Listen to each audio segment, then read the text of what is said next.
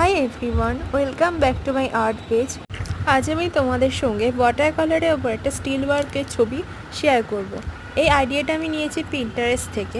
পিন্টারেস্টে এরকম অনেক সুন্দর সুন্দর ছবি তোমরা পেয়ে যাবে। তো সেখান থেকে আমি একটা ছবি বেছে নিয়েছি।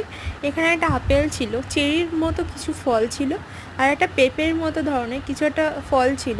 এই ফলটার নাম কি আমি জানি না, সঙ্গে একটা জগ ছিল। তো দেখো, ফার্স্টে আমি একটা রাফ স্কেচ বানিয়ে নিয়েছিলাম এই ওয়াটার কালারের ওপর স্টিল ওয়ার্কটার জন্য।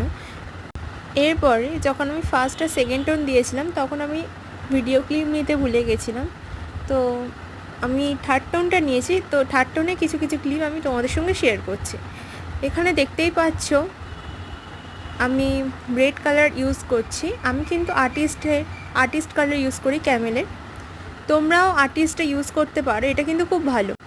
যখনই ওয়াটার কালারের উপর কোনো কাজ করবে সবসময় মনে রাখবে একদম প্রথমে সবথেকে লাইট কালারটা চাপানোর চেষ্টা করবে। এতে কি হয়, তোমার ছবিটা যেমন সুন্দর হবে তেমনই তুমি পরে অন্য কোনো রং চাপাতে গেলেও তোমার অসুবিধা হবে না।